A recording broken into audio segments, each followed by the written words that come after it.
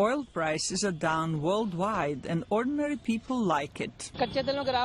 Common people face difficulties, so if the prices go down, that would be good. It is festival time here, so people are facing extra expenses. The prices of crude oil have plunged after the Saudi-dominated OPEC oil cartel failed to reach an agreement with Russia to reduce production in order to offset the effects of the coronavirus on the world markets. In response, Saudi Arabia announced that it will cut its oil prices and increase production.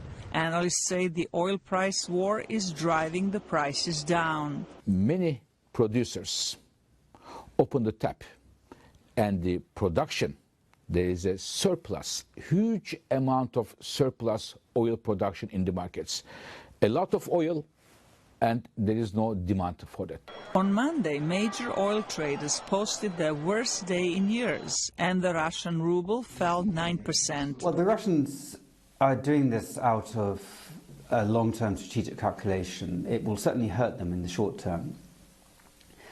But their view is that by doing this, they can sufficiently damage the financial health of US shale oil producers.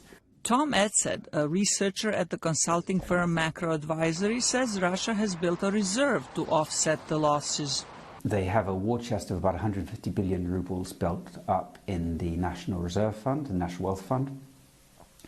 And that is specifically designed for a rainy day like this when they need to spend money because the oil price is low. But some analysts say oil consumption and oil demand will continue to decline this year because the spread of the coronavirus is forcing many people to stay at home. For the first time, more than 11 years of time, we have expected for this year, for 2020, oil demand, oil consumption will decline. It increases every year, but a decline because of what's happening in China, what is happening in the global economy. The fear of coronavirus spread has already rattled world markets, and experts say adding an oil slump to the mix could cause economic recession.